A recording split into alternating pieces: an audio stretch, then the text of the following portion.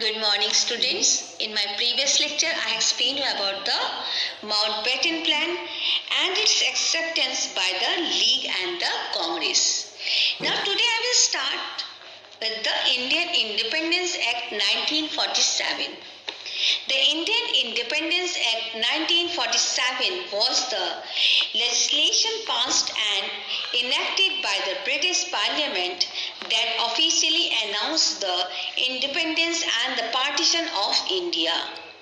The Indian Independence Bill was passed by the British Parliament on 15th July 1947. It received royal assent on July 18.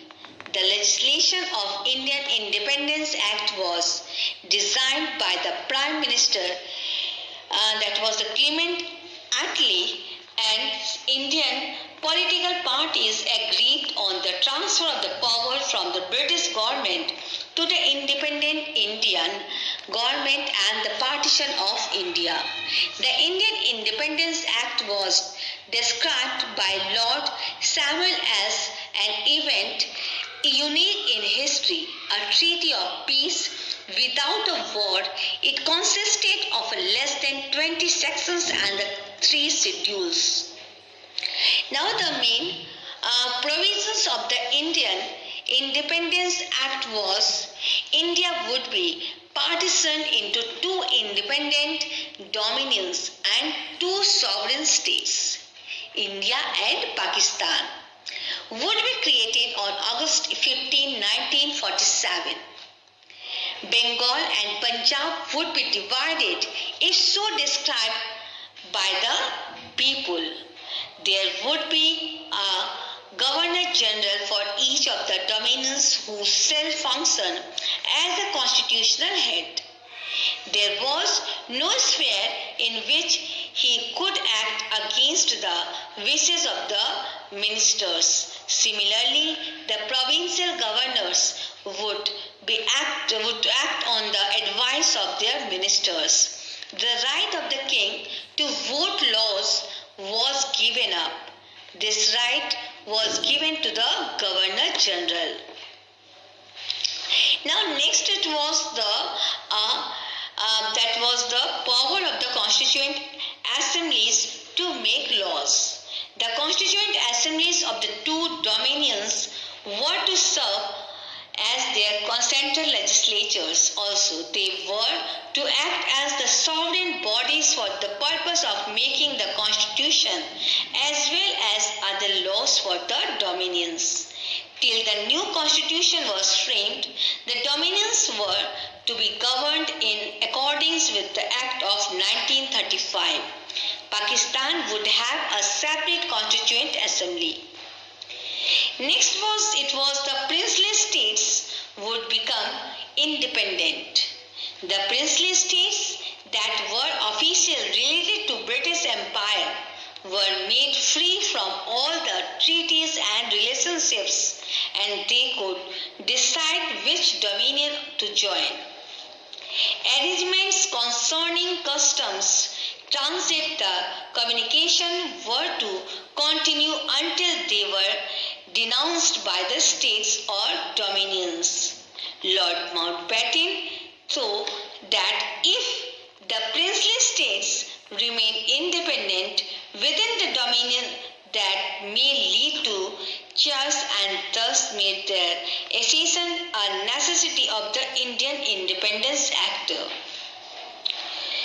Now the next was the abolition of the office of the Secretary of the State. The office of Secretary of State for India was to be abolished. The title of the Emperor of India and King of England were dropped from the royal style. Next is the division of the Indian Army and sharing of the assets.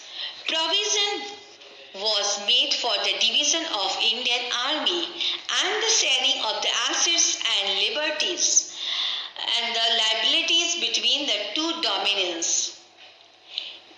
Next is then the last is the safeguarding the interest of the existing officers. The provision was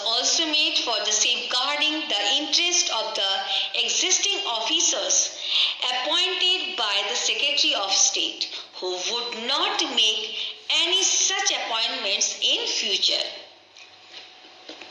The Governor General was vested with the necessary power for bringing the act into effective observance. Mountbatten became the Governor General of the Dominion of India. Mr. Muhammad Ali Jinnah became the Governor General of Pakistan. On 14th August 1947, on the eve of India's independence, Jawaharlal Nehru made a memorable speech in the Constituent Assembly. He said, "At the stroke of the midnight hour, when the world sleeps, India will awake to life and freedom.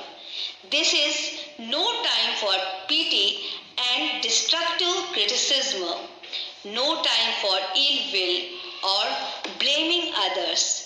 We have to build the noble mansion of the free India where all her children may dwell."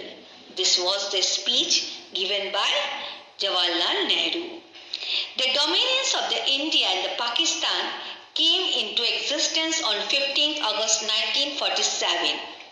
Lord Mountbatten was requested by Nehru to continue as Governor General of India.